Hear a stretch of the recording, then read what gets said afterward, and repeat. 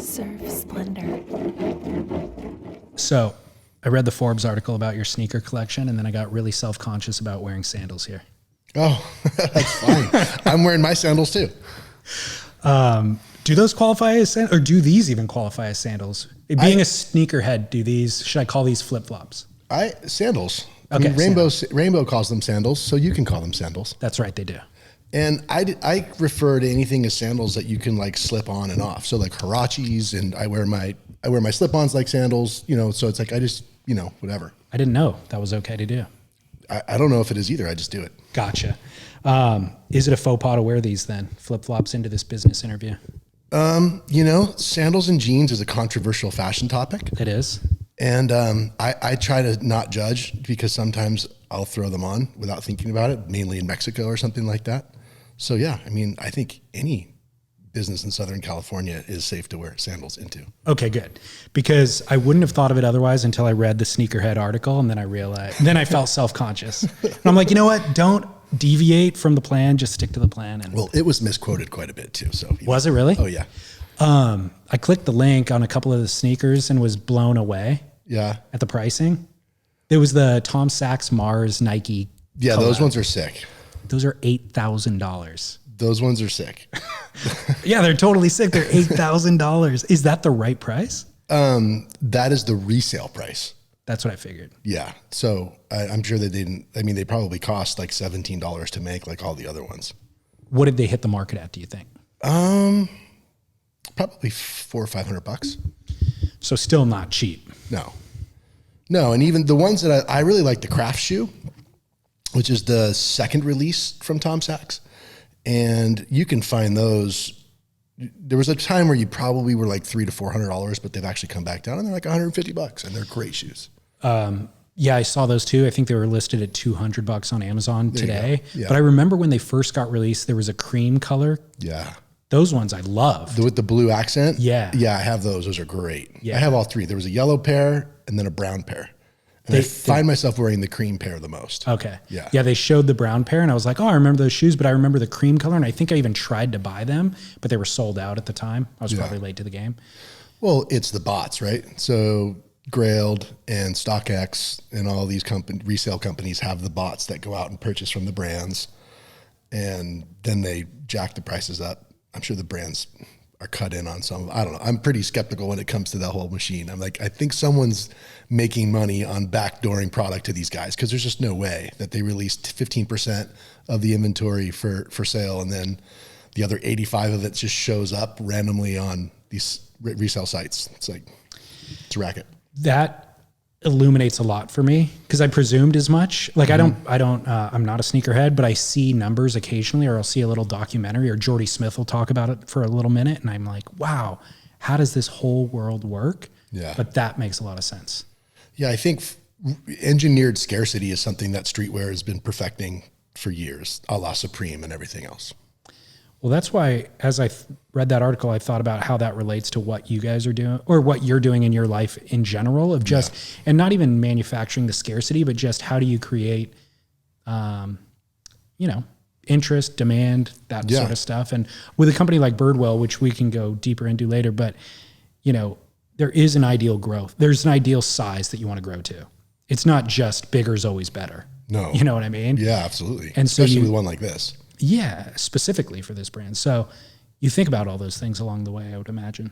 Absolutely. Yeah, I think the threshold of what decisions do we need to make in order to grow, but still stay true to the values of what makes it valuable. Like, it's really easy to just cross that line to chase the growth, and then you start forgetting like what made it different in the first place, and with Birdwell, I have I would call it the positive problem of not needing to engineer scarcity. Like, it is really difficult for us to keep up with demand on our US made nylon board shorts. Like, our core product offering that we're known for is near impossible to have enough of during peak seasons.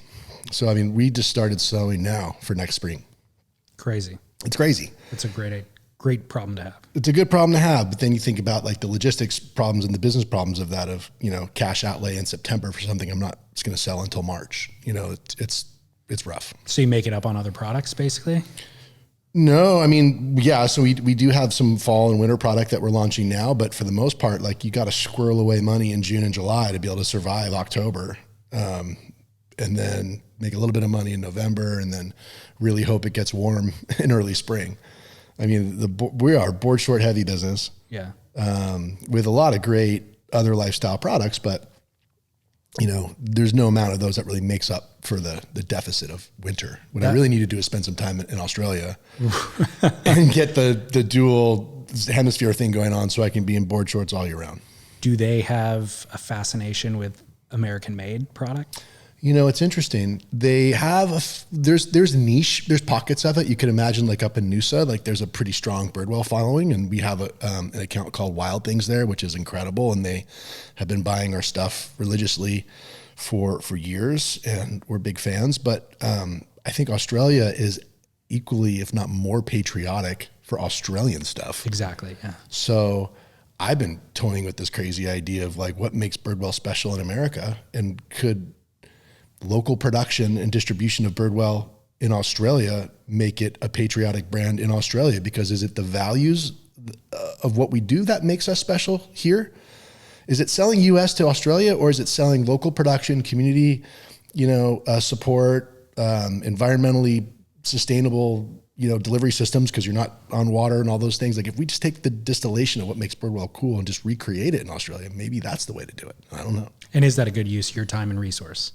Is that a good use of my time and resource? Well, I mean, to grow the brand's footprint in a way that is true to what it is and sustainable in the future, and not changing our charter. Yeah. I mean, if you can pull it off, it is for sure. If you can pull it off, it seems really cool. Well, the reason I asked if they have an interest in American made product is because I remember reading an example about New Balance at some point, and they had gone to overseas manufacturing, and then they figured out they need to reinvest in the US made product. So they had, a line of shoes that are US made, but they're a premium. Yep. And then there's the overseas one. Well, it turned out the US made product sold best in Japan. Yeah. So it's like all the shoes that are being made in Asia come back here to sell the Americans. And then the shoes that are being made in America are specifically being purchased in Japan because they had this fascination with American culture, and they're paying the premium for it. Yeah. But Americans won't buy that. We do benefit from that phenomenon as well. I just hired a Japanese partner in October of this year. He's a good friend of mine, as a brand manager for us, this guy 𝐂𝐫𝐿. He also worked for Ruka over the years, and at Herbie Fletcher with Astrodeck and some stuff like that. He's a really great dude. And we found a good partnership and got going. And in their first spring, summer was pretty awesome. Like, it's happening for those guys. Yeah. Which is great. And they primarily want to buy. We just got their order for next spring, and it's 90% US made stuff. Right. Yeah, that's interesting. Let's go back in time. Where'd you grow up? I grew up between New York and New Jersey. My dad was a lifeguard in Rockaway, and my mom was a college student in Pennsylvania. And one summer, she went to the beach with her girlfriends and saw my dad as a lifeguard and wanted surf lessons. So my dad taught her how to surf, and that became something that led to them packing into a van and driving around the country surfing and doing the 60s thing. And then they made my sister and made me. And I think once they got back to New York and living in a little apartment in Rockaway, and they had 2 kids, they both looked at each other like, this is not what we signed up for. And went their separate ways. Wow. So from a very little kid, I've never seen my parents together. I have no memories of them together whatsoever, other than a couple of pictures like of me in an apartment in Rockaway with my dad. But I spent my whole life going back and forth between New York and somewhere else, because my dad never left. He was like Queens, born in Queens, not leaving Queens. And my mom fell in love with surfing, not my dad. So she went from Rockaway to their Jersey Shore, and I lived in like 5 towns in the Jersey Shore, from like Sandy Hook down to Asbury Park. And then as a freshman in high school, I moved to California, went to San Clemente High. And when I was a senior in San Clemente, my mom, graduated from San Clemente High, then my mom moved to Hawaii, and I didn't follow her there. She kept going. She's living the dream, dude. 77 years old, surfs Waikiki every day still. She lives right in front of rice bowls, and she picks up her longboard and goes down to her favorite break, which is now rock pile. She surfed threes forever, but now rock pile has got her attention. And she's got friends out there and they give her waves and it's just awesome. Good for her. Yeah. I always admire that. Somebody who's like figured it out and just does it. Doesn't get distracted by anything else. Surf gypsy. Yeah, that's amazing. So where did you discover it then? Well, so, I mean, because it was in my family, like I was on a board from the time I was a baby. They were putting me on boards. My mom used to throw me on the nose of her longboard and paddle me out. And I just remember having that sensation of like basically screaming, going, why, if things coming at us, like, why are we going towards it? I don't understand. Like, shouldn't we be turning around if this wave's going to break on us? And she would just stab me through the whitewash on the nose of her board and just hold on to my butt so I wouldn't fall off. And like, that was it. So Rockaway? Started in Rockaway and then Jersey Shore. And I pretty much went, like most kids, to a boogie board. I was on my mom's board just kind of checking it out. And then I started skimming on a boogie board and then paddling out on a boogie board and then standing on the boogie board. And then I think I got my first surfboard when I was like in 6th grade, probably. Okay. Yeah. Do you remember what it was or who it was from? Well, yeah, it was, I still have it. It was my dad's Dewey Weber Pig, 1972 Weber Pig, cream with like an orange inlay. Amazing. On the deck. And my dad just shared it with me. It was a single fin because he just didn't really surf as much later in life. So we'd go on trips and he would just use the board. Yeah. And it's the coolest thing is, and I'll show you a picture of it. It's got, we went to the Canary Islands. So imagine this. I live on the beach as a surf kid. Every other weekend and every summer, I have to go to New York. So I'm making friends, I'm surfing, on the beach and everything else. And it's just about to become prime time. And I'm like, I got to go to New York. And so my dad was nice. He would take me to Long Beach to surf. He'd take me out to Montauk to surf sometimes. But for the most part, I'd be landlocked in Queens, just dreaming about the beach. So he would try to take us on a trip each summer. And so we went to the Canary Islands a couple times to surf. And this was like, it had to have been like 83 or something like that, 82. He took like a grease marker and just wrote Eric Crane. His name was also Eric Crane. Eric Crane, Tenerife, the name of our hotel, and fragile, ! On the whole bottom of the board, and just threw it on the freaking conveyor belt. And I have that board with, like, you can see remnants of that grease pencil on it still. It's really cool. So cool. Yeah. I mean, very, very few people have their first surfboard still. Yeah. Generally, you need to sell it to get number 2. Right. So that's where it goes away. Yeah. But that's amazing. Well, I was a hand-me-down guy for a while. My mom got me a used board from Heritage Surf Shop that I talked with Brian Heritage at one point, and he identified that he most likely shaped it because it was a Michael Barron Heritage, which I think that Brian had. They had the license to sell Michael Barron's there. And it was baby blue with like blue checkers across the deck. It was like a 6-foot glass-in tri-fin squash tail. Yeah. I've also heard people recommend that strategy of if you don't have a board bag or if your board bag gets damaged or something, you're actually better off putting your surfboard, even a modern surfboard, with no board bag at all because the baggage handlers will treat it delicately. Right. If it's in a bag, they just, dump. Yeah, they can see what it is. Yeah, exactly. Yeah. That makes sense. Yeah. I don't know if I would take the risk with a nice board now, but. I wouldn't, but if you were in a bind and Yeah. something happened, rather than rushing out to the store to get a board bag, I might wing it. Yeah. You land in San Clemente, that must have been early 90s when you're going to high school in San Clemente? 87. So was Archie shredding? Archie was Hogan? my hero. I mean, Archie was basically a superhero to me. Like, no one had an aura. Where I was from, no one had any aura or energy or mystique like him. He would just show up, absolutely tear the ocean to bits, and then leave in as wild of a way as he showed up. I think he was living out of a U-Haul for a while, and the U-Haul would pull up to T Street, and like they'd roll the back door open, and there was a couch back there, and people were partying. He'd get out, he'd surf, put on his huge spectacle, hop back on the U-Haul, and the thing would just like barrel off, like screeching off into the night, and it'd be like, what just happened? That was Archie, It was radical. It's so rad. We so miss characters like that. Man. You can't exist like that anymore. Well, yeah. I mean, maybe Alex knows. There's a couple guys that were like post Archie that had some enigma-ness to them, but not like that. Not like that. It was so different. So That's an amazing story. Yeah. So he was influential. And then the guys I surfed with mostly every day was like Shane Beshin, Gavin Beshin. I used to take Gavin to school for, yeah. And then like Shane used to give me rides to school. Shane dated my sister for a while. I had an older sister who was 18 months older than me. And so we all sort of hung out in the surf scene. Dan Kennedy, 𝐂𝐫𝐚𝐧𝐞'𝐬, Chris Morrow, George Hulse, Andy Flamenco, Jim Hogan, like just that whole late 80s San Clemente scene. Today's kids don't know Gavin Beshin, but Gavin was so rad for my era of growing up. So rad. Yeah. Style. I know. And like, I feel like he didn't really hit his zenith until he ended up in Hawaii. Like small waves, he didn't have a point of distinction maybe in small waves. That's right. But when he got into bigger waves and his commitment to that style, he wasn't trying to be anybody else at all. And he wasn't even trying to keep up necessarily with what the kids were doing. He just stuck to his fundamentals and his style. And it was so radical.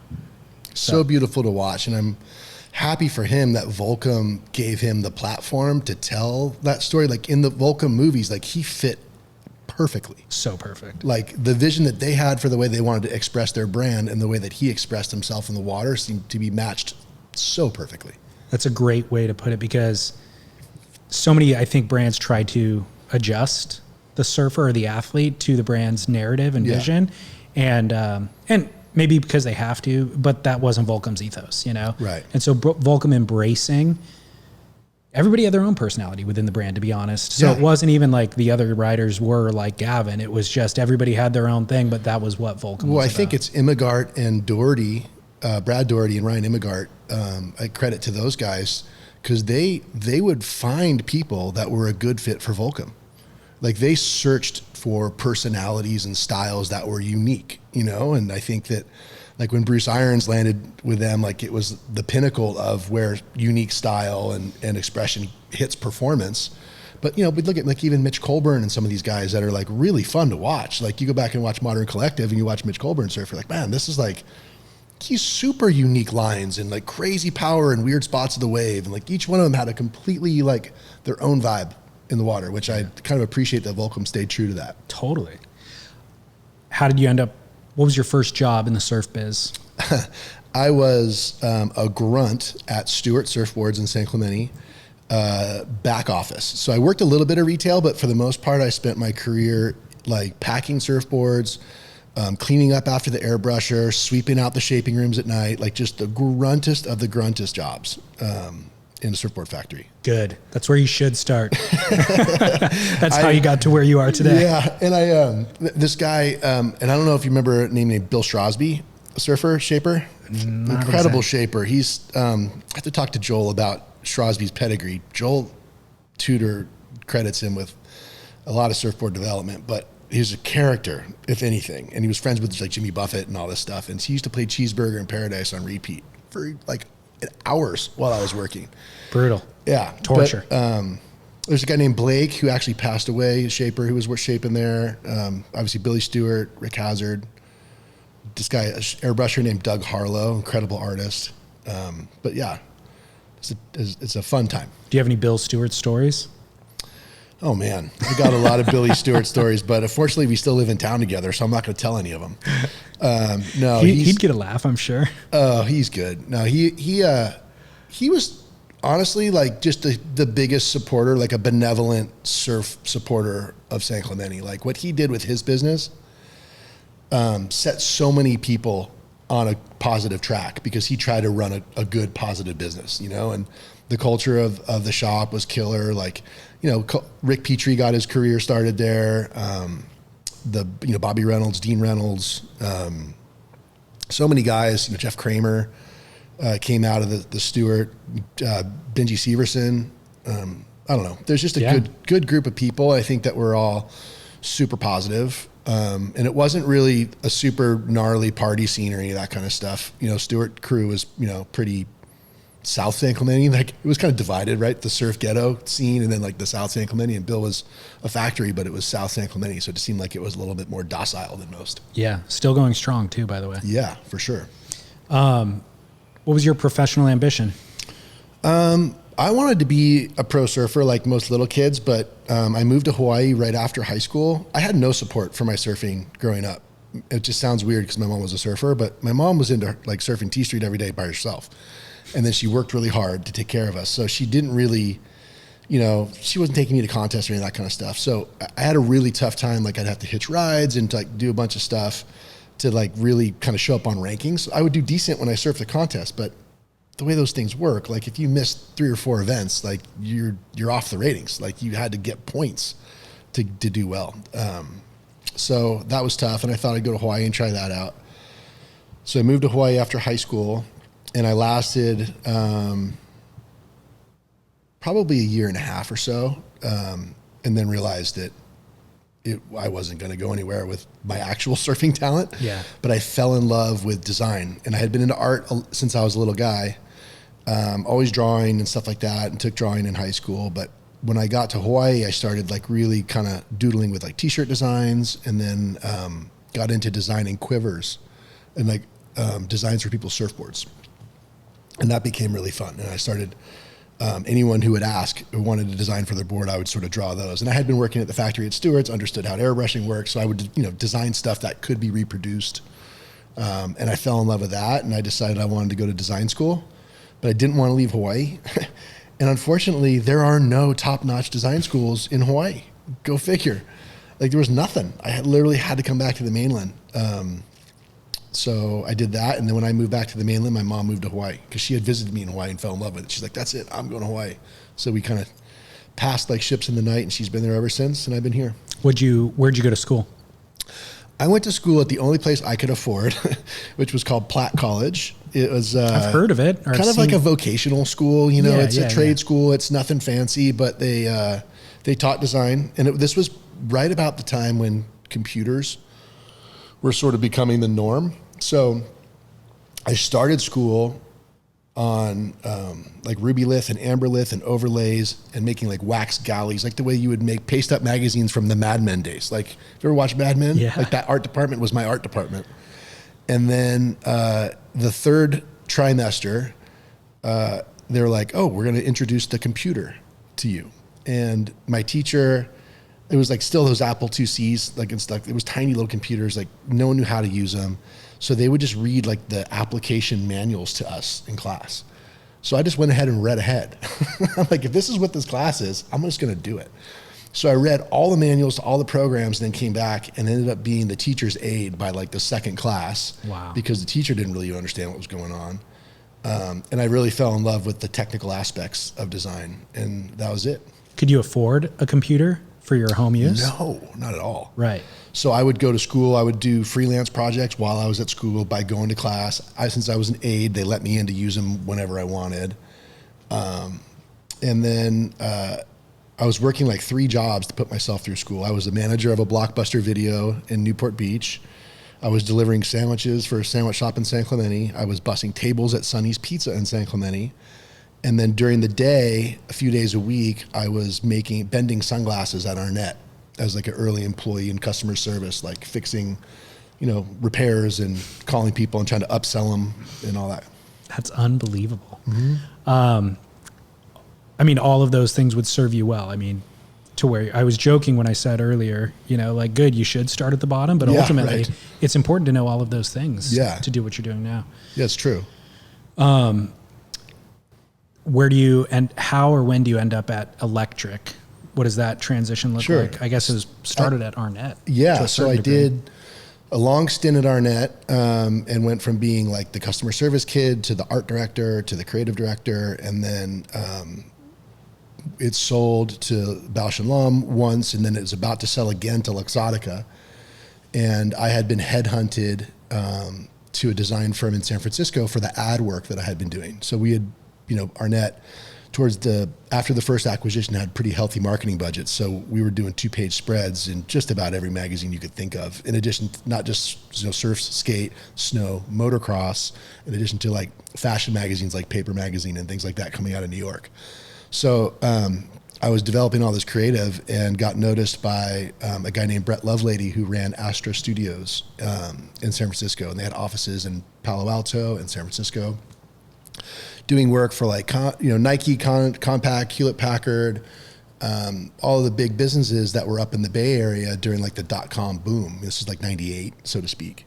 And so I wanted to try something new. And, I never had a detachment to designing in the surf industry. It just sort of worked out that way. When I graduated, I got offered a job from Jaguar, the car company.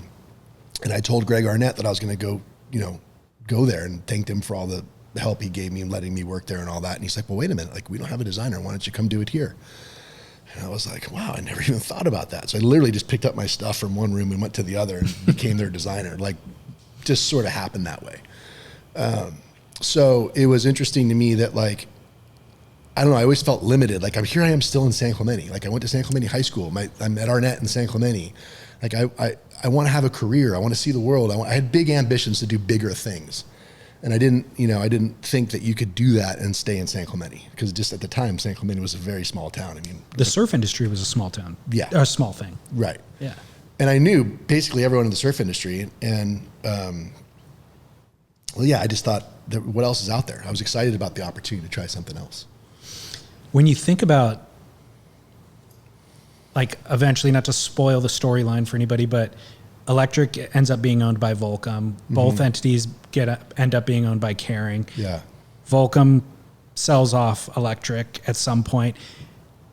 Could you ever have imagined at that point that would end up happening? Like back in those Arnette days, could you ever imagine those things being sold, bought by conglomerates, trading for hundreds of millions of dollars? You know what I mean? Like, I couldn't have, to be honest. And it's like I couldn't have, and I could, because the first company I worked at, or Arnette, did get acquired.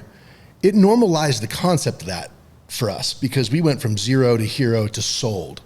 And then I experienced the aftermath of a sale, which is totally culture damaging. And then so when the second sale was on the horizon, that's when like 𝐂𝐫𝐚𝐽 and like there's a whole like crew of our core sort of base that just was like having nothing to do with it. And that's really that's why Electric started. It's like, I was 27, I think Kip was probably 30, Bruce was probably 31-ish or whatever. And none of us were interested in working for 𝐂𝐫𝐚𝐽 or going back, and being like the employee of someone, like 𝐑𝐞𝐝 at 𝐂𝐫𝐚𝐽 at that age. We weren't wired that way. We were like the most, hot to trot, sort of like ragtag independent brand that the industry had seen. Like we doing on the Gonzo tour. We had this Gonzo bus that would just live on the Warp Tour half a year. Like we weren't like corporate culture sort of, pegs. Yeah. So I think that it was really attractive to the idea of like starting Electric to continue the storyline of what Arnette really was trying to do, but sort of got hamstrung by acquisition. Because once it was acquired, it didn't have any. So I mean, that brand fell apart quicker than any brand I've seen post acquisition. Really? I mean, what relevance can you remember? Does it still exist? That's right. Well, does it? No, I do know that it does exist. Okay. On a sale rack at a PacSun. Okay. And they've engineered some sort of value for it as being like a super price point driven like sports brand to like supplement Oakley's positioning, but they basically bought it to clear the way for Oakley. Gotcha. Actually, they bought Bausch & Lomb, and Bausch & Lomb just came with Arnette, basically, right? Gotcha. So Arnette was like, what do we do with this? They had zero interest in it, right? Which is the same thing that happened with Electric when Kering bought Volcom. Did you guys at that level benefit from the acquisition at least? Arnette one? Yes. I did not. I was, like a kid. Like I think I started working at Arnette when I was 19 in customer service. So no one was writing me a check. So it's all downside, basically. The acquisition was all downside. For me, it was downside. I mean, for Greg Arnette, it was amazing. For Kip and Bruce, I think they both got pretty big checks, which was ultimately what they used for the capital to start Electric with. But yeah, I was, like I said, I had left just right before the 𝐂𝐫𝐚𝐽 acquisition and working up in the Bay Area. And then my wife got pregnant with our first child, Bryce. And she was like, her whole family was in San Clemente. And we were all by ourselves in a little cottage up in the Bay Area going, this isn't us. We wanted to raise our kids down south. So I told Astro I was going to leave. And they said, wait a minute, like, you have a huge network down there. Why don't you open up a location in San Clemente and tap us into that industry and run our business there? I was like, perfect. So did you feel confident that you could execute that? Oh, I do. When I was young, I was so full of blind ambition. Really? I wish I could. I mean, I wish I still had a bottle of it in the pantry I could drink, because I was just I could do anything, gung ho. I would just commit and then figure it out. How old were you? Let's see, 98. So, almost 30. No, 20, 25. That's 98 was 25. So Yeah. she's tasking you 26. with an insane amount of responsibility for a 28-year-old. Yes. And I opened up the studio. We found a whole Greyhound bus station, and we made it design, worthy, like museum worthy, like polished the floors, white walls, did the whole deal, just full concrete box. And hired some local great designers. Scott Richards from Slightly Choppy was my art director. A guy named Drew Todd, who edited all the Lost films, was an art director. And Ronnie Lou Mandel was our office manager. We had this tight little team, and we did work for some video game industry, a little bit of the stuff from the Bay Area. Scott Richards actually brought in some of the video game work. And then we did stuff for like Rusty and Counterculture and some other brands. And that's actually where I was when we started Electric. So Kip would just come to my studio every night after we shut the studio down, and we would just party and make Electric every night. So the logos, the packaging, the website, and all that. So I was, I started basically as a sweat equity partner in Electric, because I was just doing so many other things, and they wanted me to be involved. But I'm like, I already have a day job. I'll do it, but I'll do it to be one of your partners. And so I basically did the entire visual voice of the brand for 7 years, up until it sold to Volcom. Did you leave your day job at some point? Well, entrepreneurially, I was, like I said, I was unbridled. So I had a clothing company that I was doing called The American Project, which was kind of like skate and surf, and had gotten recognized like 𝐂𝐫𝐚𝐧𝐞'𝐬 Buzz Brand of the Year nomination. We had, gone beyond t-shirts and making denim, and we had a pretty good distribution footprint. We were running ads in magazines. Casey Curtis was a team writer. It was, we were sort of doing stuff. And then my partner and I had a bit of a falling out because there were some money issues that, I was sort of the front end of the business, and he was the back, like operations and finance and stuff. And, partners are tough. You got to choose the right ones. And so we had a bit of a falling out, and a bit of an unfortunate money thing came up that basically there was no money in the company. And I said, where's all the money? We had all these pre-books, and we had a container full of denim waiting to come in, clear customs from Long Beach. And sure enough, money was gone. He had just bought a house. His mom was our accountant. He didn't exist on paper. All the personal guarantees were in my name. So it was like the worst case scenario business education. It wasn't just a mistake or mismanagement of the budget. No, we're talking intentional. Something else could have been going on. Gotcha. Allegedly. Gotcha. But all I know is that the banks came after me, not him. Right. Because I was the one who was so eager to sign the papers. Like, we got this. This is going to be great. And I had assets.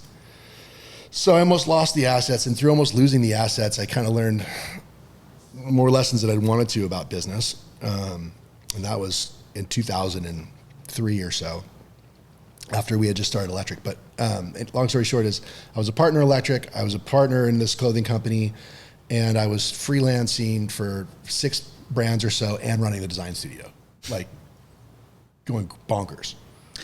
I mean, ultimately, if you're facing that dire of a consequence, you probably have to keep a bunch of streams of income coming, right? Yeah. Just to feel like you could survive. Well, when it was good, it was good. Like, the company was making money. That was the sad part about it not working. Like, it was working.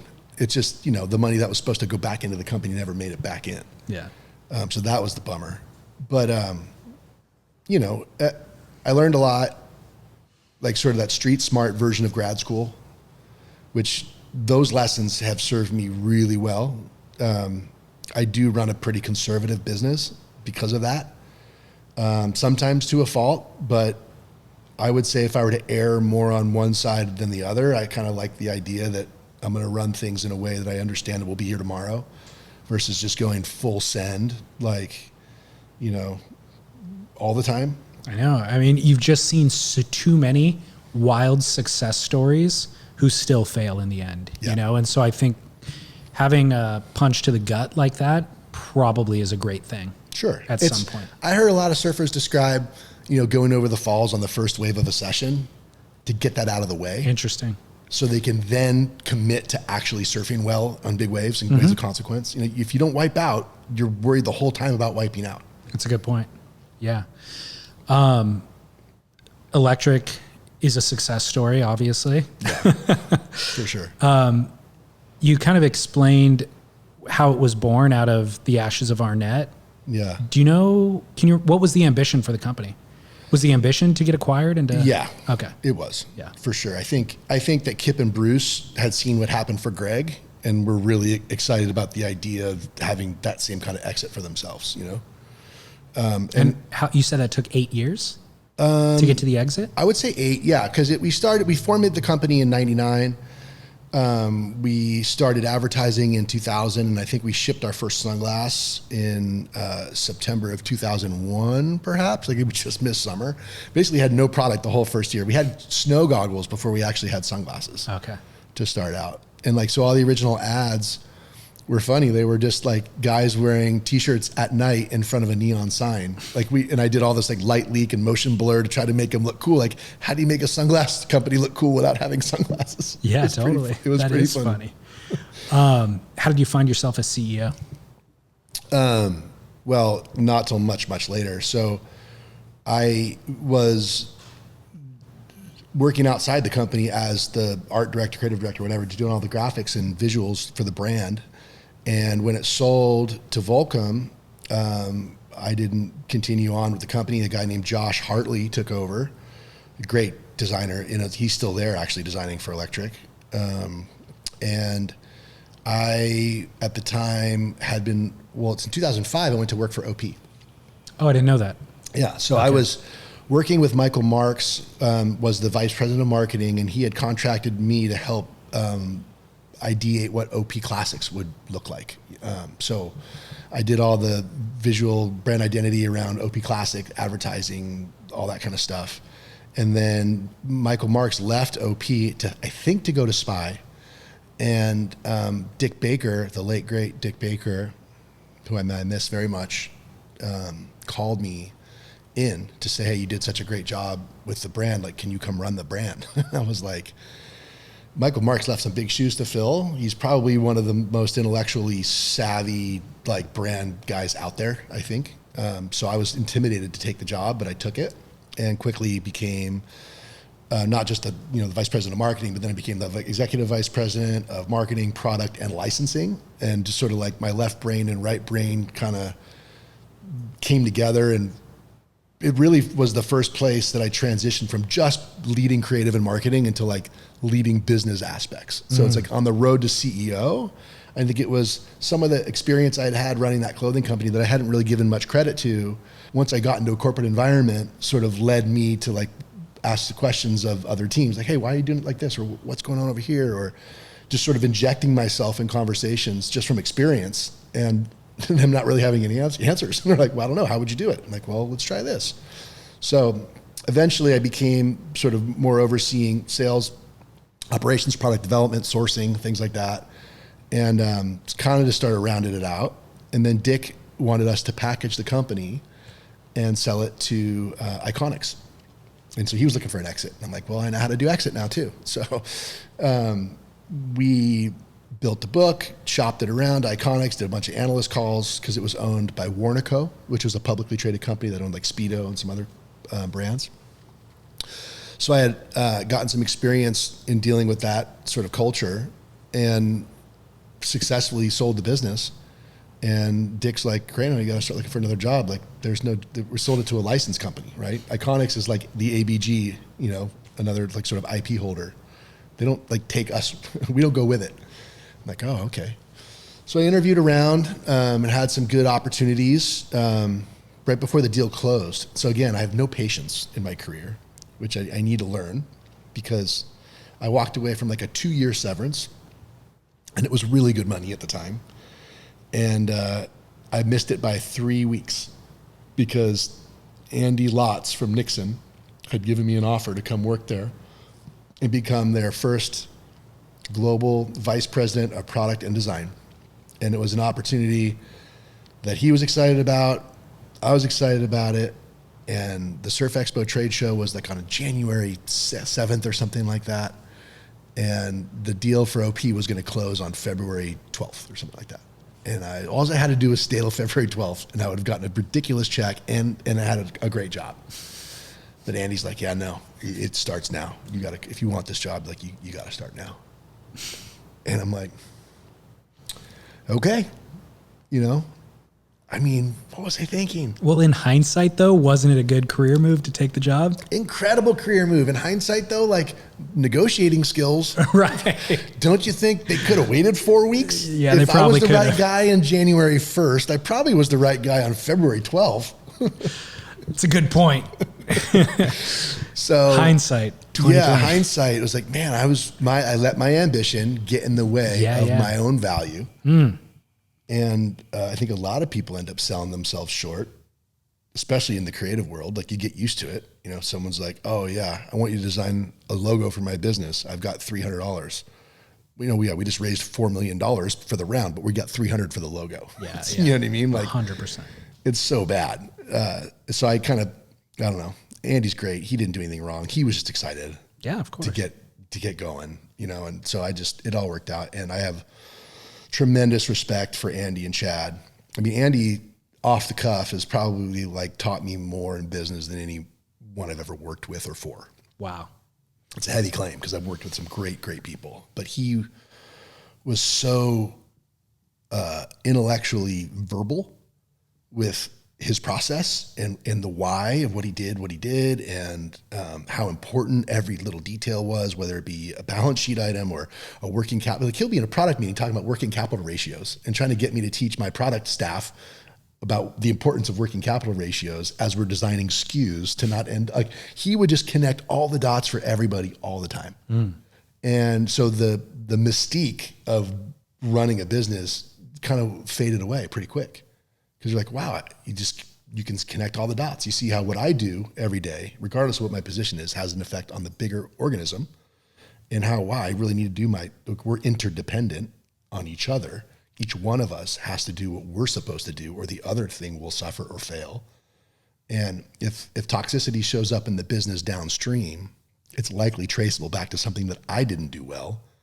So it was just a really great lesson to learn at that phase of my career, and to see that a business could be run both by being really true to the values of the brand, to make the best possible product you could possibly make, to not make any concessions there, but then to also still be profitable and to still market yourself as, you know, a cool guy at the table.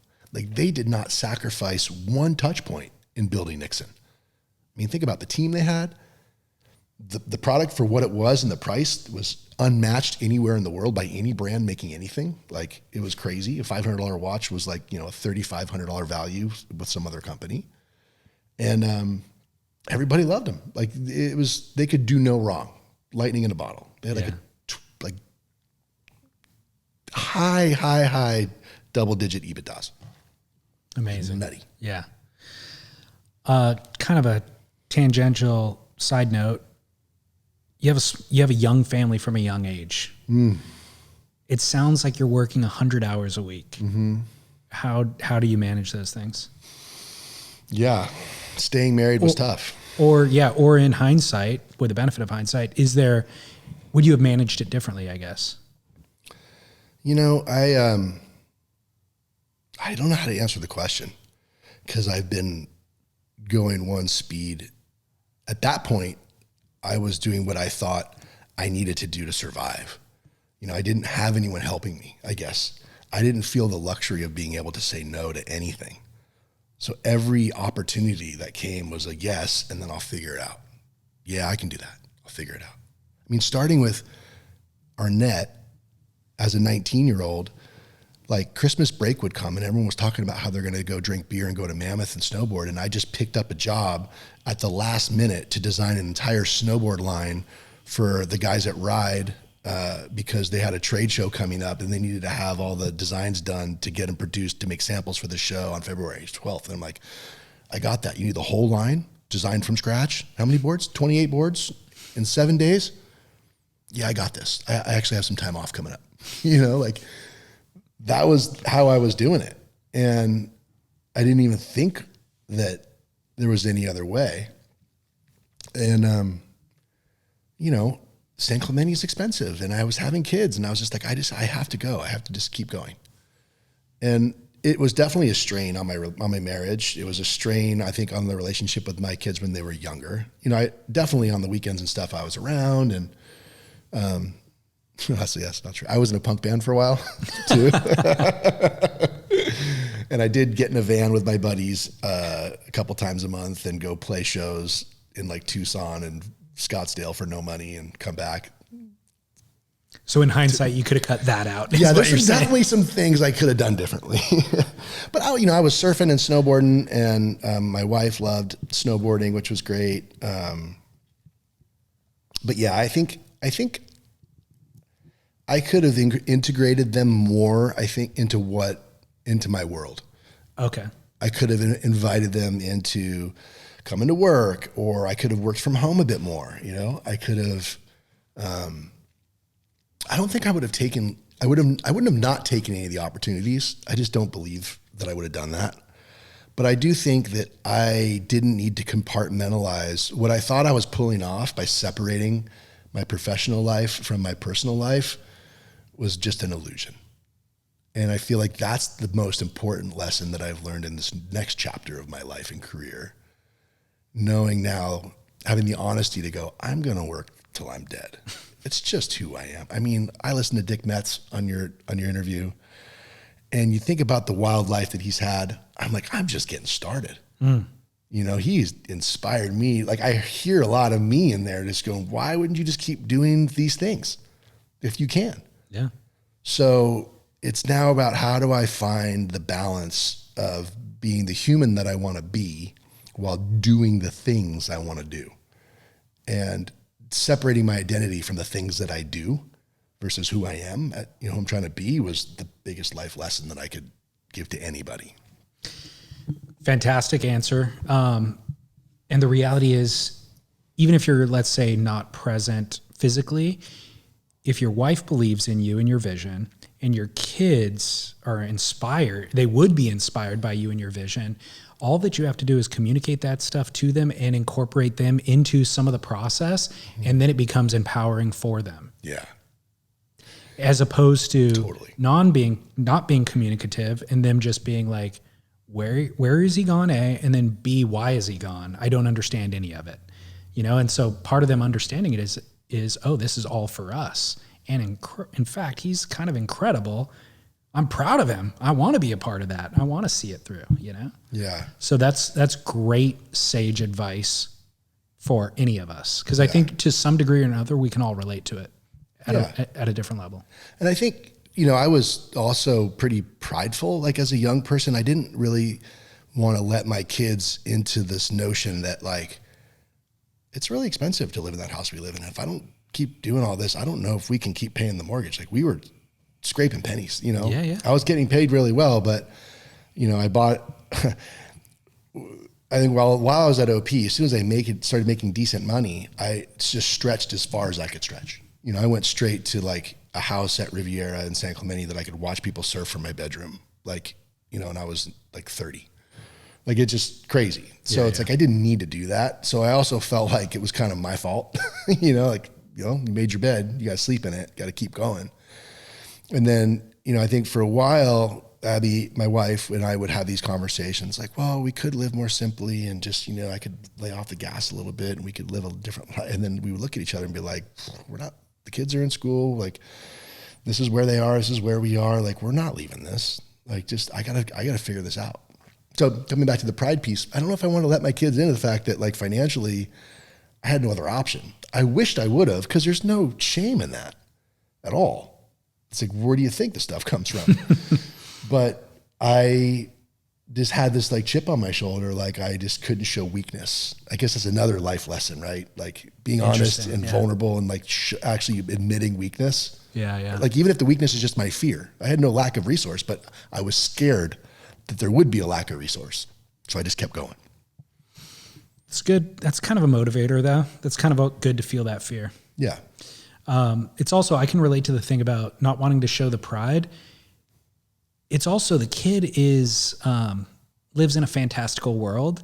You don't want to show the real world. You don't want to reveal the price of the house and the amount of work it takes because they're precious. Yeah. Stay in that precious state as long as you can. Totally. You know? So it's understandable completely. It's not just pride necessarily. It's another gear shift, and this is probably leapfrogging a little bit ahead, but what was your awareness of Birdwell through any of that? What was your first exposure to Birdwell? Sure. My first exposure to Birdwell would have been, pretty early on, to be honest, like just of being aware of its existence. Cause I went to Sano a lot as a kid. Longboard culture was definitely like on my peripheral and stuff. And I'd seen like guys wearing it still, and like lifeguard culture where I'd grown up on the Jersey Shore was huge. And like all the dory races and stuff, the guys were all wearing Birdwells with like checkers. I went to Monmouth, like I would live in Monmouth County Beach. And so the Monmouth County Lifeguard Association, which I can show you a picture over there, had been wearing Birdwells since, the 70s, we still make them from them today. They have a custom sort of livery. And so I was aware of it, but I didn't understand anything about it. And I just wasn't really sure really what it was. And it wasn't until Matt Jacobson bought it and they relaunched it as a sort of consumer facing brand, and started making like advertising, like that they made custom product and all that kind of stuff, that I just became completely intrigued. And so I was a total sucker for their first round of advertising in 2014. And I was like, this is the coolest thing ever. What is this rebirth of a brand? So I bought some stuff. I went online, I played with the toys. I custom made some trunks. I'd order some trunks and had them put patches on them. I remember buying this like sweater. It's a $200 sweater. I'm like, why am I buying a $200 sweater from a surf brand? But this is so cool. I have to have it. And that was it. I didn't know anything about the brand, Matt, or anything. I just was like in love with the product, in love with the model, in love with like the spirit of what it was. And so really just as a consumer was how I started as a Birdwell guy. Tell me more about the company history. How did it start? And then did it officially go away at some point, or was it always in production? Sure. Birdwell started in 1961 with Carrie Birdwell sewing out of her house. And she was primarily sewing like women's dresses and things like that. And guys would start coming to her saying, hey, can you make these board shorts? And we'd like you to make these board shorts. And so she started making the board shorts. And we started making board shorts out of everything. A lot of canvas, a lot of dress fabrics, aloha shirts, like the old 𝐂𝐫𝐚𝐬 stuff, like sort of whatever the guys would bring, whatever they asked for, like Carrie would make it. And so we're talking early 60s. She was in Santa Ana, I believe, right? That's right. So just inland. At her house. At her house, inland from Huntington Beach by 20 or 30 minutes. Even closer. No, it's inland of Newport Beach by 15 minutes, right? So Santa Ana, the zip code actually starts right at South Coast Plaza right there. Oh, okay. Yeah, so that's Santa Ana. So there's no mass-produced board short available on the market at the time? No, I think that, you would hear, like Dick was referencing 𝐂𝐸 and Hang 10 because he's more Hawaiian based, but really, if you're from California, you would say like 𝐂𝐫𝐚 really was like the first in the 50s, and then Birdwell. And I think 𝐂𝐫𝐚 and Birdwell were pretty much the board short companies. I know Hang 10 came after that, and then OP was much after that. So, but 𝐂𝐫𝐚 is 30 or 40 minutes north. Right. So there's a little separation there. There's need for more than one, essentially. Right. So people are coming directly. They know Nancy sews. Right. And they go direct to her. Carrie Birdwell. Yeah. Sorry. So Carrie Birdwell, and she would do all the sewing. And then eventually like the rest of the family got involved. She got her kids involved. So Vivian started sewing.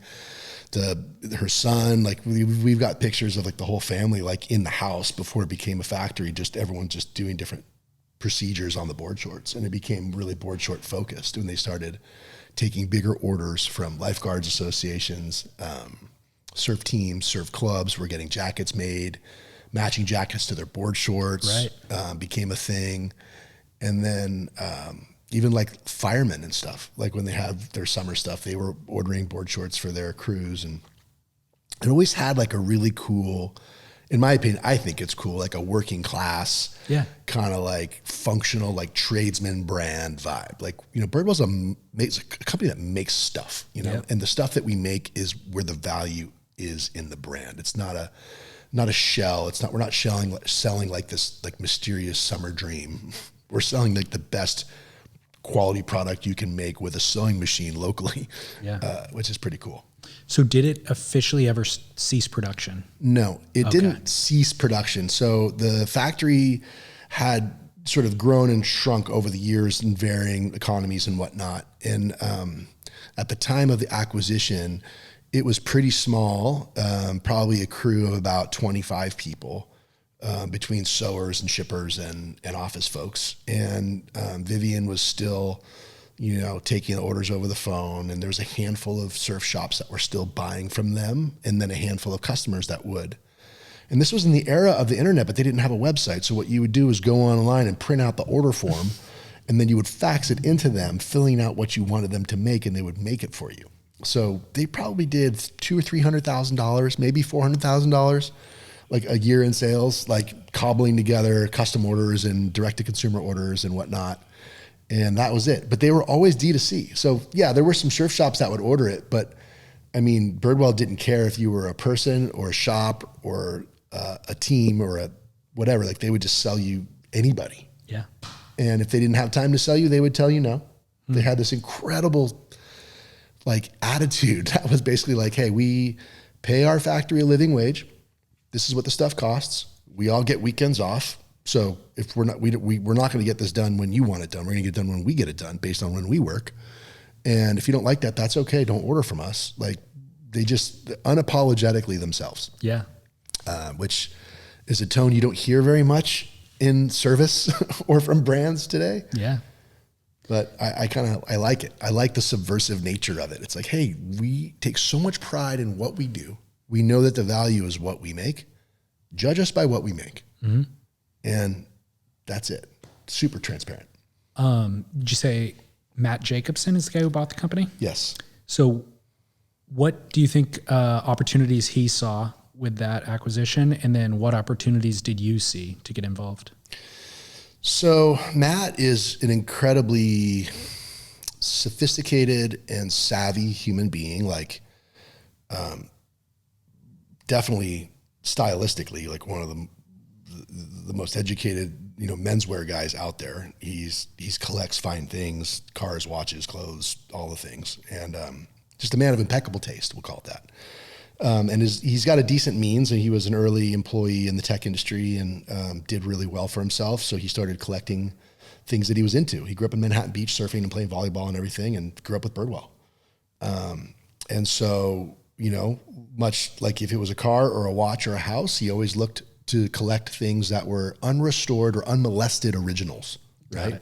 He would want to buy an original from a family. Like, and so Birdwell was very much an unmolested original, right? So it was a brand that hadn't been licensed, hadn't been taken downstream, it hadn't, like the family still owned it. The product hadn't really changed. It was prime, ripe for the picking. And he just really thought it would be amazing to just sort of like perpetuate it and to not let it die. He didn't have any grandiose, you know, flipping the brand dreams. He really just wanted to rebuild it in a modern way and just see how fun that would be, because he thought it would be fun. What do you think was the family's idea? I mean, were they looking for an exit at the time? So a lot of people over the years had tried to buy Birdwell, apparently, because every time I meet somebody, they're like, hey, I tried to buy Birdwell and blah, blah, blah, blah. And everyone's got a story about trying to acquire the brand from the family. Everyone from like Mickey Drexler, who was the head of J.Crew and worked at Gap, and now he owns Alex Mill, to Cynthia Rowley, the women's designer, was telling me the other day that she wanted to buy Birdwell. So there's a lot of love for it in the apparel world. And is apparently, as I understand it, the third generation of the family, after Vivian was no longer able to run it, was not interested in running the business. 𝐂𝐫𝐚𝐳𝐿, the next generation totally appreciated it and ran it out of, probably out of somewhat duty and love. And then the third generation didn't want to have anything to do with it. That happens. So I think they wanted to sell it out of necessity at that point. But why Matt? Why then? I don't know. What was your interest or ambition with getting involved? What opportunity did you see? Well, I sold electric. We skipped over the part when I was done with Nixon. I was hired by the Caring Group to run electric as the CEO. And I ran it for 3 years for them. And then they divested all of their sports and lifestyle holdings, right? So at the time they had Puma, Volcom, Treetorn, Electric, and they were primarily a luxury house. And they thought they wanted to have a sports and lifestyle division. And after a while, they're like, it's just way easier to just cut all that off and just go full luxury, because they realized that the synergies in the back office to support a luxury conglomerate portfolio is much different than what you would need for sports and lifestyle. The margins are different, the sourcing's different, everything's different. So it was a pretty savvy play for them, because I think they have done really well since. But I bought the brand back from them and ran it for about 4 years on my own, completely on my own with no partners, and exhausted all of my own personal resources, exhausted all of my patience, exhausted all of my interest in sunglasses. Basically just exhausted myself. And I wanted to do it for all the right reasons. And I did it, and I sold it, and it worked out great. And I never wanted to look back. Yeah, I understand. Just done. Yeah. And, there's a lot of things about it that I think I would have done differently, like bring on a partner early on, use other people's money like everyone else does and all that. But I really just don't feel like at the stage that I was in, I needed to prove something to myself. I had been working for other people and had a very subversive attitude. As a career guy working at all these successful brands that had these great exits, I had this subversive attitude, like I could have done that, or I was a piece of this, and all those things you tell yourself before the fall. Yeah, and I needed to be on the front lines and dig. I needed to figure out if I had what it took to do it myself. And I was still burned somewhat by that clothing company that didn't work out back in the day. I need to fix something for myself. So, anyways. Sold electric in 2020 and didn't plan on leaving it. I sold just the majority. Oh, okay. So that's why there was the weird taste in my mouth. I sold the majority interest to what I thought was going to be this partner to take it to the next level. And COVID hit a month after I sold it. The shit hit the fan. Whatever resource they were going to give the company apparently didn't exist anymore. And it was a total shit show. And I stayed on to help the company through the transition of COVID. And then as soon as things mellowed out, I was exited from the company by them. And so I could have exited. I could have sold it to 100% of it and exited out of the gate. And I think it would have been probably the best move. But I had trusted someone thinking blah, blah, blah. And so it ended up being messy at the end. It didn't need to be messy. And I wished it wasn't. That's my only regret. I don't regret leaving because I was going to leave either way, but it could have been a lot cleaner, and no one planned for COVID. So that just sort of is what it is. Yeah. And so it's force majeure. You just walk away and go, well, that was weird. Yeah. Do it again, keep going. So I was doing nothing, surfing, playing golf, enjoying myself, taking my first real break for 3 weeks. And then the phone started ringing. The holidays had gone by, and everyone's like, "Hey, Crano, what are you doing? Help with this. Hey, can you help with that? Can you do this?" And I had been getting those calls a lot because when you don't say no to stuff, people pass your name around a lot. And so I had done, I did all the branding for Stance, the Stance logo. I was just doing whatever I could do, whatever I could do it. And so I started doing that in my free time, and I enjoyed it. I sat on the board of plastics manufacturing facility in Chicago for this girl named Patricia Miller and her husband Kyle Swen that I had met at the Astro Days, and like rebranded their whole factory and got involved in like, you know, selling the idea of sustainable plastics manufacturing and making plastics manufacturing sexy and all that. Like that was random and cool. And then took some of the money that I had made off of electric and invested it into some other smaller brands and things. And one of the brands I got involved with was 𝐂𝐫𝐚𝐧𝐞'𝐬 towels. And they're killing it. Their CEO is a good friend of mine now, and their CFO Hunter is a great guy. And that brand's like lightning in a bottle. It's been great to be a part of.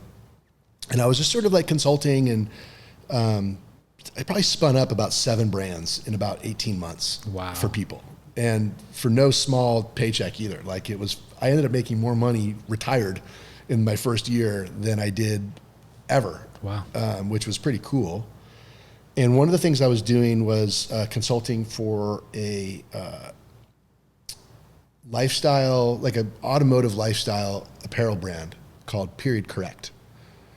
They have a store in Costa Mesa. This guy, Brian Calvero, is a super talented kind of like collector of really cool old cars. And the founder of Stance, Jeff Curl, or one of the co-founders of Stance, was the owner of this Period Correct brand with Brian, and brought me on to help them do a fundraise. So I was raising money, and one of the guys on my list to call was Matt Jacobson. So I made them a pitch deck for Period Correct, and I went in the streets and was going through my list of 30 people and pitching, and those are long, hard days. And I get Matt on the phone, and super gracious. He listens to my pitch for about 20 minutes and then says, look, man, I got no interest at all in putting any money into this Period Correct brand, but let me tell you about Birdwell. And like, blah, blah, blah, blah. And we start talking, and we probably talked for about 2 hours about nothing but like Birdwell and life and surf industry. And like, it was just this incredible conversation. Hung up the phone, kind of chuckled a little bit like, well, that didn't work out, but crossed his name off and moved on. 3 weeks later, my phone buzzes in my pocket. I'm actually in Chicago throwing a holiday party for this manufacturing facility, because somehow as their fractional CMO, that became my responsibility to throw them a party. So I'm there throwing a party, and I get this text from Matt, or this call, and I don't pick it up. And I said, hey, I don't know if you meant to call me. He's like, no, call me. I'm like, we're not friends. What's this about? And he's like, 30 minutes after we talked, I wanted to call you, but I just did some research and did some background checking on you and whatever. So 3 weeks went by, and now he's like, I want you to come be my partner in Birdwell. And I'm like, really?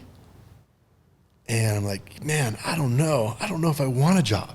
And it wasn't that I didn't have a connection to Birdwell. It was like I had been shackled to brands for 20 years plus, 25 years of just personal identity, brand, connection, which I was literally just learning how to separate my ego from the brands that I was with, the person who I am from the things that I do, and really just understanding how to not identify with a brand's success as your own sense of well-being. Yeah.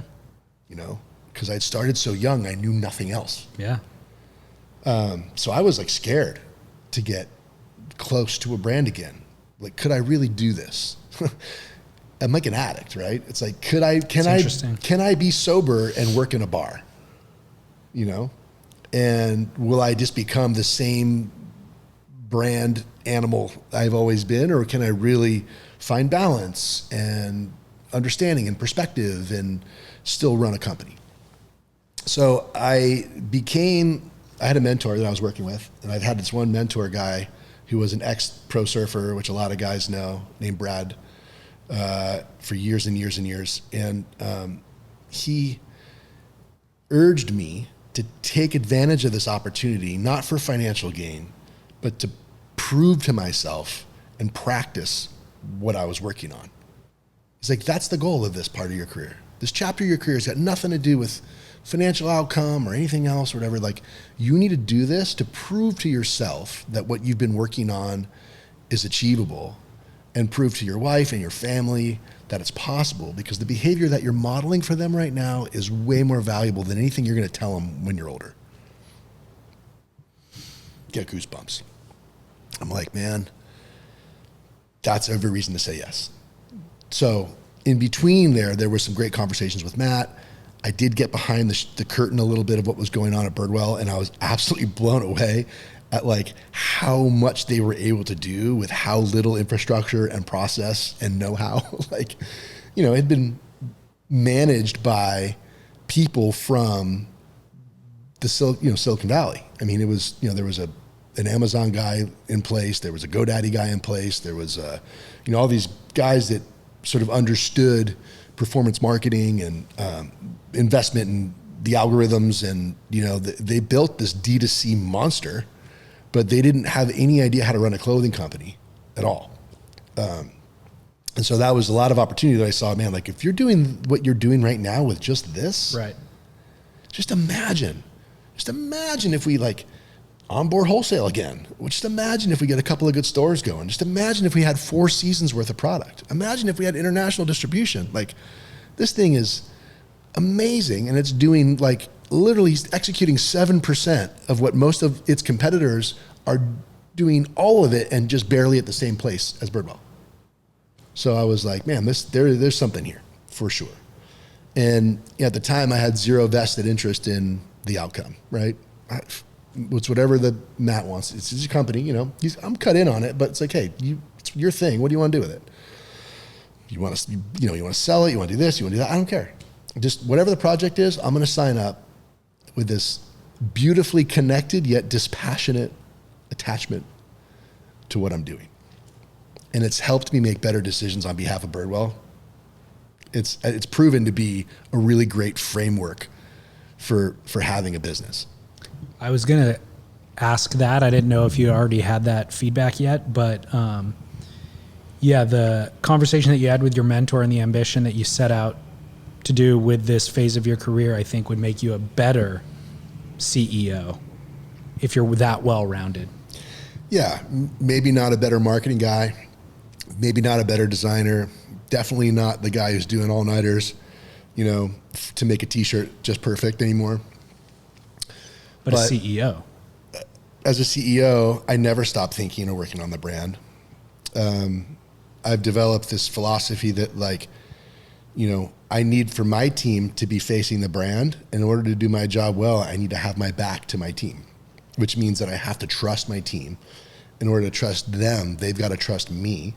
And if I'm micromanaging anything, my eye is off the prize, which is outside of this business, to bring success into this business by way of new relationships, new geographies, new investors, whatever it is. It's like my job is to represent the growth, work on the business, not in it. And I think, that's a tough thing to do for someone who loves the business as much as I do. Yeah. It's like I see everything in it, and I want to just keep doing that stuff. But it's been great to learn to build a team and let them do their thing. I mean, you hear us talk on the podcast about growing a business. What is the right size for a business, and how do you grow to that size without alienating the core? I think you guys have done it well thus far. Mm-hmm. Is there a way to solve that equation? Yeah, I mean, there's a fixed base of resource that you need to develop a full product line, right? Totally. Developer, production person, design help, whether it's inside or out, whatever. Just go down the checklist, so to speak. It's not unlike cooking for people, right? A restaurant. Think about how many people you want to serve, and think about what baseline you need of resources to serve those people. That's the footprint. And then if we can do that efficiently and run that profitably, we can do that until the end of time. As long as we continue to try to innovate and whatnot, we can't rest on our laurels. Sure. But I think when you take on too large of an audience before you have the resource to serve the audience, that's when you're forced to make decisions that are outside of the parameters that the brand started with, right? You're trying to do things more cheaply. You can't afford to buy the same steak you served those 16 people. I'm serving 160. I'm going to buy flank steak from Costco, or actually, that's actually pretty good. It's a bad analogy. You're trying to buy a lower quality something to make a higher profit margin, to be able to spread your resources more thinly per transaction. And Then you onboard more markets and you need cash up front to build the product for those things. But before you know it, it's like, well, wait a minute, we got to sustain this with marketing. And then I need more cash. I need more cash. I have to bring in more partners. I have to make my stuff for cheaper because I'm not making enough money per product. And you start doing this equation, and all of those things that you're thinking about aren't even on the list of values that your company was started with. And then you're just playing a game that's driven by the market's perception of you. Your marketing becomes about blowing smoke and trying to win perception. It's a recipe for disaster. So what is the comfortable scale? Well, the comfortable scale, I think, is the one that is achieved by running a lean operation, continuing to be able to afford to make a quality product. That is what your consumers expect from you. And that it's continuing to both grow, because if a business is not growing, it's shrinking. And I don't believe there's no flat-lined business at all. You're either winning people's over and making transactions, or you're out of sight, out of mind and losing transactions. Like, there's very few businesses, maybe Vans at the heyday, could have just like take their hand off the wheel and people were going to continue to buy slip-on Vans, or definitely Rainbow Sandals was one of those brands where they have one product. It's like people don't think about Rainbow until they need another pair, and they go out. Rainbow doesn't have to do anything.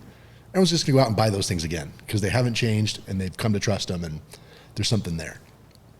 But for apparel choices, you kind of have to be top of mind. You got to continue to win people's attention span for when they make a purchasing decision. It's so diluted out there. They have to be thinking about you when they want to buy board shorts. Right. And that's tough. And we got a lot of people that, like to make retro inspired board shorts that are very similar to the way that ours look nowadays. It's like, you don't just win by making something different because everyone makes what you make. Right. So it's a challenge. But yeah, are we trying to be, 500 million? No.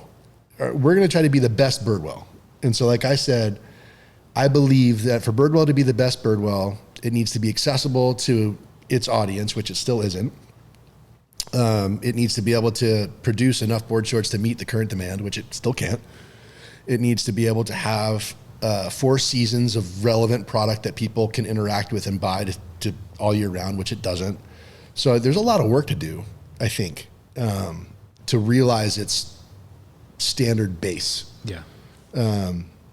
And I don't know that I need a lot of people to do it.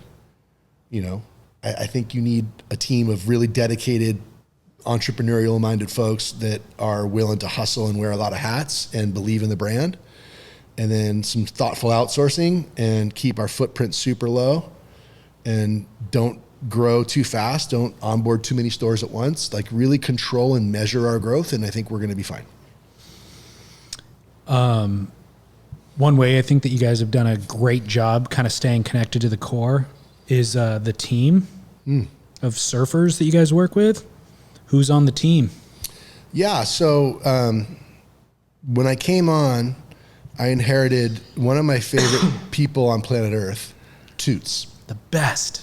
This guy, Arthur 𝐂𝐫𝐚𝐧𝐿, Filipino guy living in Hawaii, humble superintendent of a high school for a day job, shaping some of the most creative surfboards I've ever seen at night, surfing every single day at Queens, smiling, soft-spoken, like he's just a legend.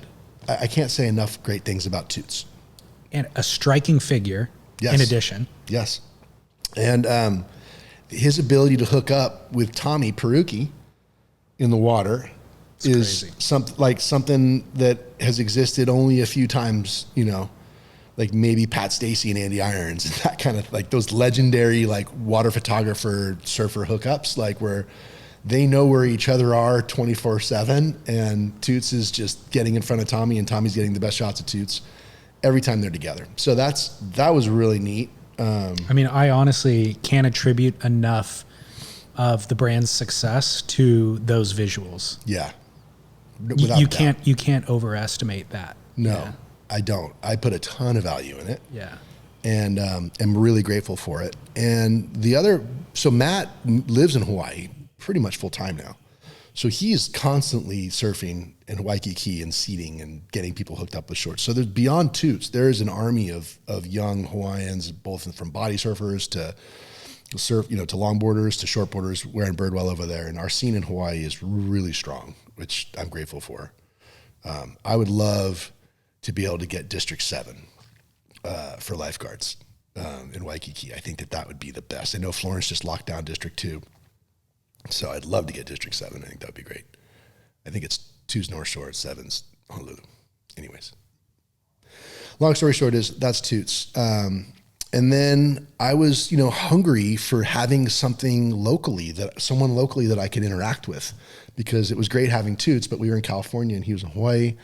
So I was just scouring some old photos, and I came across some really early photos of 𝐂𝐫𝐚𝐧𝐞'𝐬 surfing in Birdwell photo shoots, not as a team rider, but just sort of modeling and just helping out and wearing the stuff. And Kevin had just been, I think he had placed maybe 3rd or 4th on the longboard tour at this time. And I kind of reached out to him through one of our reps, Eric Mackey, and said, would you be interested in doing something more formal with Birdwell? And he was all about it. He came on, and so we call him Captain America jokingly, because he's just, as America as you can get, California kid. And he's been great.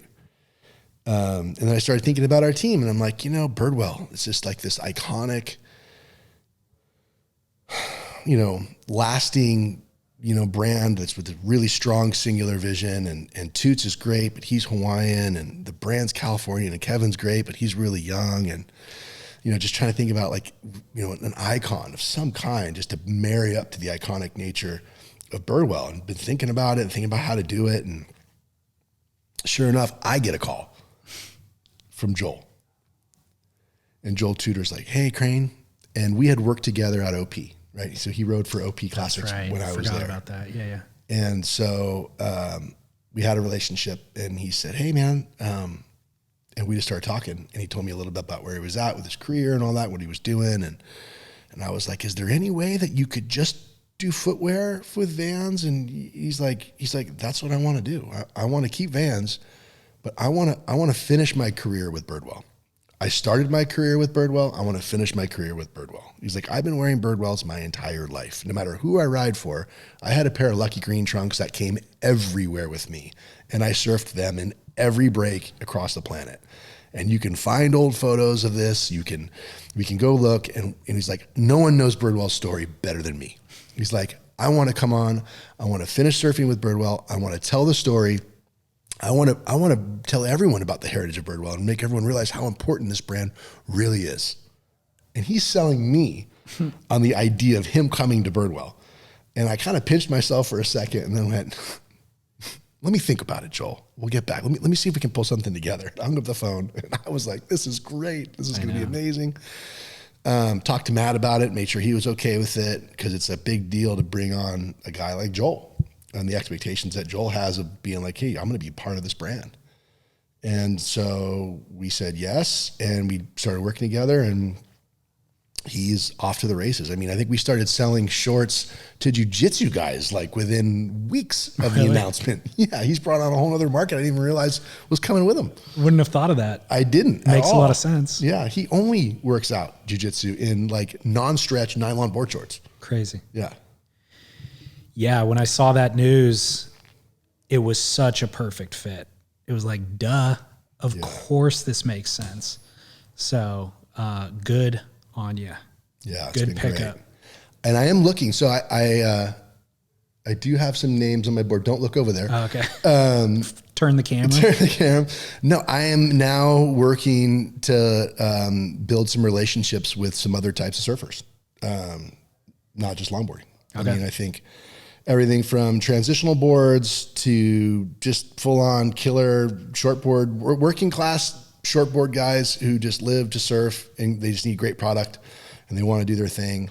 The guy who's, waking up to do construction every day, still going to, he's probably a standout at his local break. He can't afford to buy new stuff all the time. Like, our ethos is to buy less, buy better, buy Birdwell. Like, get a pair of Birdwell shorts, buy stuff from us, keep it for 20 years. I don't need you to come back every season, to buy stuff. Like, just do your thing, get your board, get your wetsuit, get your trunks, your truck. Chances are they're all over 10 years old, and you're just doing your life the way you want to do it. Like, I want to be the brand for those guys. It's not going to be super cheap, but those guys are spending a lot of money on their tools. They're spending a lot of money on what they believe in. And I want to be that brand for those guys. So that said, there's a ton of shortboarders my age, our age, around that I think are ripe for the picking. And I love that Birdwell allows me to not to try to be the young guy. I don't need to be the young, cool kid with the new thing. Yeah. It's like my audience is 18 to 78.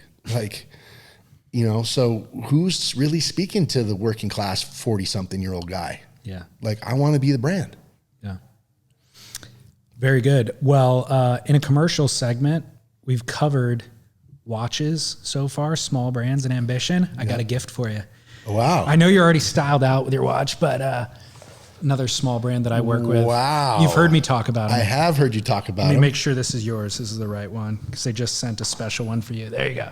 Wow. 𝐕𝐬𝐬𝐻𝐿, Check this out. Our watch sponsor, 𝐕𝐬𝐬𝐻𝐿, wanted to send you a gift. I told them the list of people I'm interviewing, and they were like, dude, we love Birdwell. Oh, this is great. So the owners picked that one out specifically for you and asked that I give it to you. I love it. It has a vintage dive feel. I love the simplicity of it. It feels really well made.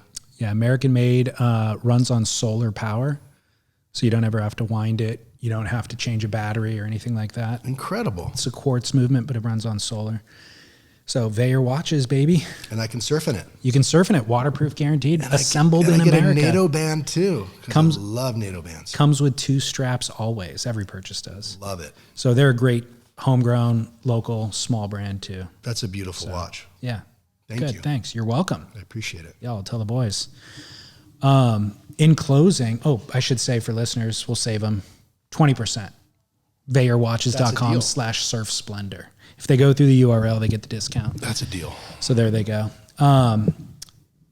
In closing, do you still find time to surf? I do. Golf will take up your time. Even if you're not working, golf will suck up your time. I do golf a bit, maybe a little more than I surf. But I have been lucky enough, we didn't finish talking about the team. Chris Christensen is an ambassador of Birdwell.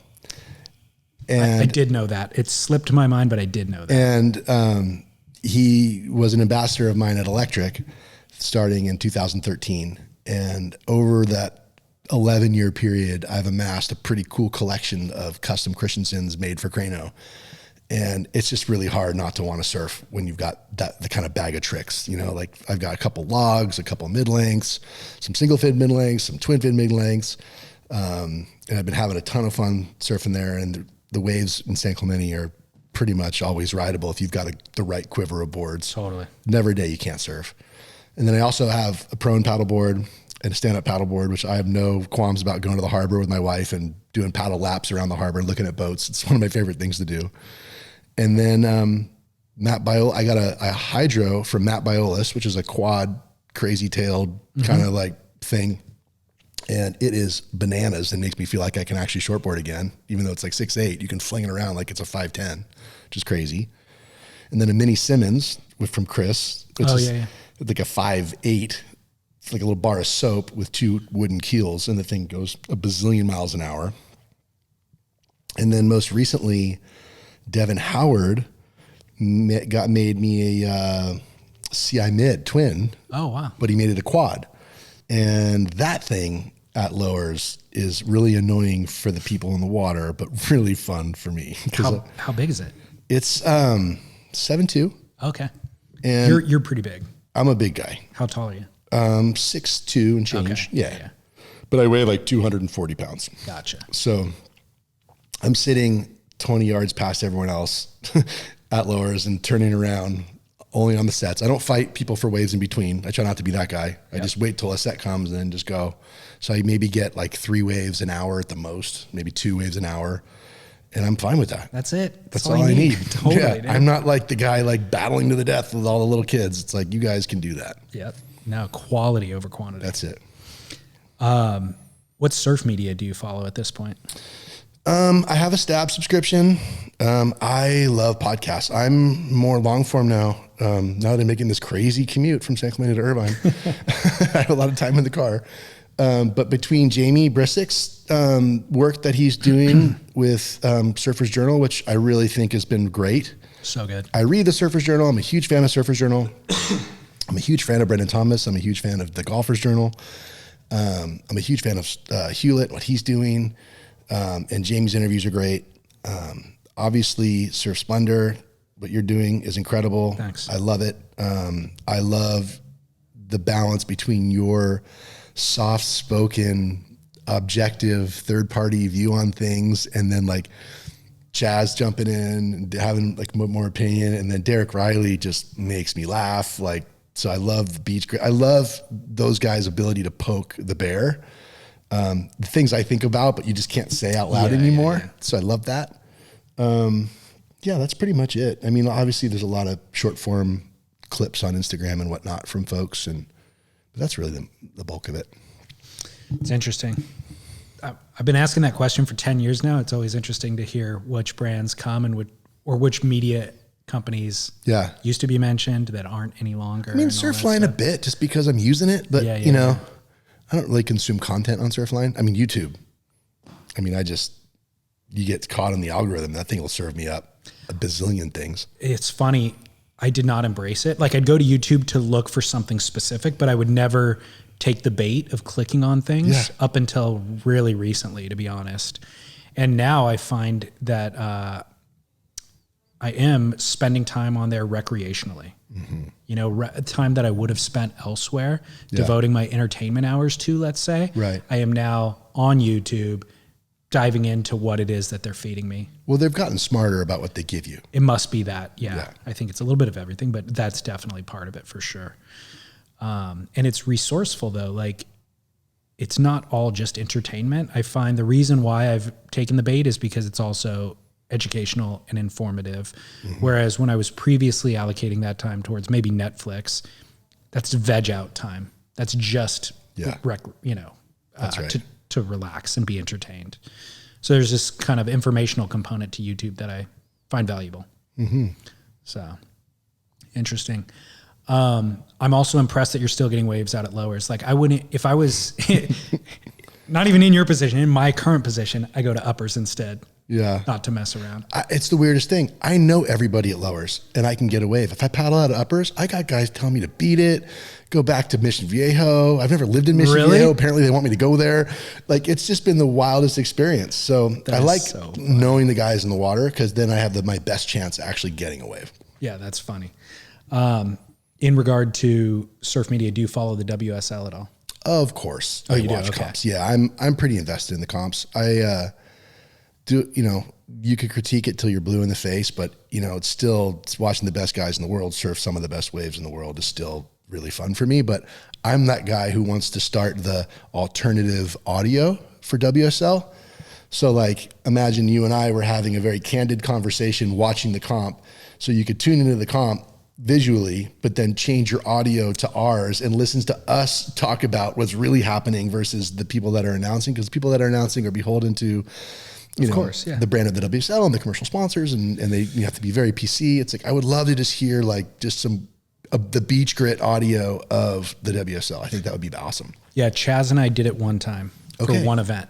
It was the Pirate Stream, and a listener of ours, we mentioned the idea on air, and a listener was like, dude, I know how to do.